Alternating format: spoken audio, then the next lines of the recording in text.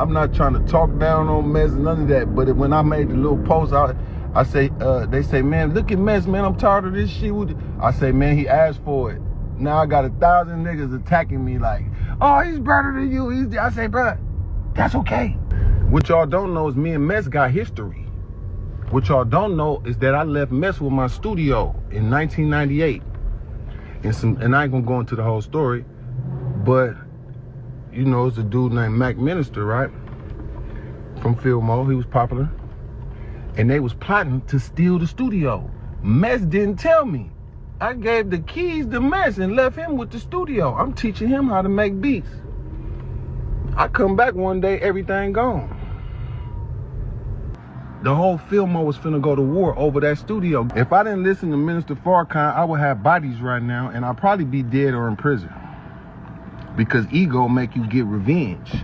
If a nigga steal your shit, it ain't about, oh, I'm sorry, my nigga, we gonna be friends and work it out and all that shit. Hell no. So when I see him in a fucked up ass position, I don't celebrate. I just be like, you know, shit, he asked for it, nigga. And that's the truth. That's the truth. Is you paying attention? Yeah, if you do something to somebody, nigga, and something start happening to you, how do the person supposed to feel that you did something to? Oh, I feel so bad for him. Let's pray for him. Let's go. Well, go get him. Just because I say fuck him, nigga, that don't mean you got to say fuck him. I'm like, fuck that nigga, man. Shit, nigga. He ain't no different than anybody else family member who on drugs. Nigga, you ain't trying to save them. And you ain't trying to save him. If that's your favorite rapper, man, keep loving them. I'm not competing with no nigga, bro. Somebody said, well, you can't sell out a tour. Mess can. I don't give a fuck about a tour. Back in the prime of Bay Area rap, JT the Bigga Figga was one of the people opening doors for artists before the industry was really paying attention to the West Coast independent movement. Through Get Low Records, JT helped create a lane where rappers could record music, push CDs out the trunk, shoot videos, and build real careers without waiting on a major label. Messy Marv was one of the artists connected to that movement early on, and for a long time there was respect there. They made music together, worked around the same circles, and represented San Francisco in different ways. That's what makes situations like this hit harder. It's one thing when somebody you never trusted crosses you, but when somebody you opened your doors to allegedly steals from your studio or violates your trust, that changes the relationship permanently. According to years of interviews and public back and forth, JT has repeatedly spoken on feeling betrayed by Messy Marv, while Messy Marv denied the allegations and accused JT of lying on him publicly. And honestly, that's where the real lesson starts. Because a lot of people think friendships end over arguments. Nah, most real friendships can survive disagreements, misunderstandings, even periods of distance. But stealing, betrayal, taking something from somebody who fed you, gave you opportunities, or let you into their space, that's different. Once trust is broken at that level, people stop looking at you the same forever. JT's perspective seems to come from that exact place. From his side, he may feel like he gave somebody access, opportunity, and loyalty, only for it to be disrespected in return.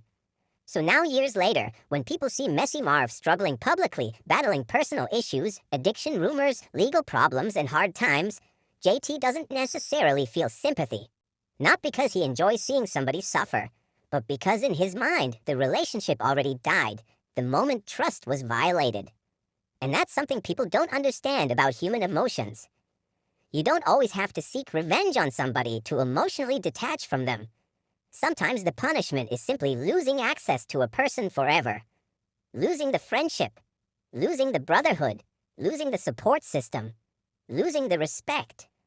A person can hurt you so deeply that eventually you just become numb toward whatever happens to them afterward. That doesn't mean you wish death on them. That doesn't mean you celebrate their downfall. But the empathy disappears. And that's one of the coldest consequences betrayal can create. Because when somebody once cared about you deeply and now feels absolutely nothing for you, that means the damage went beyond repair. Now, from Messy Marv's perspective, There are probably people who would argue that addiction, influence, bad company, and street politics played a role in a lot of his decisions. Over the years, people around the Bay have spoken about how talented Messi was, but also how destructive certain habits and influences became later in life. And that's another lesson people need to hear. Sometimes your downfall doesn't start with enemies. It starts with the people whispering in your ear. A lot of friendships get destroyed because somebody allows outside influence to poison a solid relationship. Somebody tells you, he think he bigger than you. You should take that, he owes you. He ain't really your friend. And weak-minded people start listening to voices that don't care whether they win or lose. Then one bad decision changes everything permanently. That's why you have to protect your relationships the same way you protect your money, because opportunities don't come around every day. JT wasn't just some random person. He was somebody with a platform, connections, studios, resources, and knowledge. In the independent rap world, that matters. Burning a bridge like that can affect your career, your reputation, and your future all at once. And once the respect disappears, people start moving differently around you. They stop answering calls, stop opening doors, stop defending your name, stop wanting to help. That's why stealing is deeper than just taking an item. You're stealing peace. You're stealing trust. You're stealing loyalty. You're stealing future opportunities. And depending on the person, the consequences can go far beyond words. Some people never forgive. Some people retaliate. Some people completely erase you from their life. That's why people need to understand that every action carries weight, especially in environments where pride, reputation, and respect mean everything. Another important lesson here is understanding how fast success can turn into isolation. Messi Marv was once looked at as one of the most talented artists in Bay Area history. His work ethic was legendary. The catalog, the features, the mixtapes, the influence. Nobody can erase that legacy musically. But talent alone doesn't protect relationships. You can be gifted and still self-destruct. You can be successful and still sabotage trust. You can be respected publicly and privately, burn every bridge around you, and eventually people stop separating the talent from the behavior. That's why character matters just as much as skill. Because the older people get, the more they remember how you treated them, instead of how famous you were. At the end of the day, this situation feels bigger than rap. It's really about loyalty, betrayal, and consequences. Two people who once had a working relationship reached a point where the damage became irreversible. And once certain lines are crossed, things are never the same again. That's the real message here. Protect your relationships. Don't let outside influence destroy real bonds. Don't betray people who helped you. And understand that one selfish moment can create lifetime resentment. Because sometimes the worst consequence isn't revenge. Sometimes it's knowing somebody who once supported you no longer feels anything for you at all.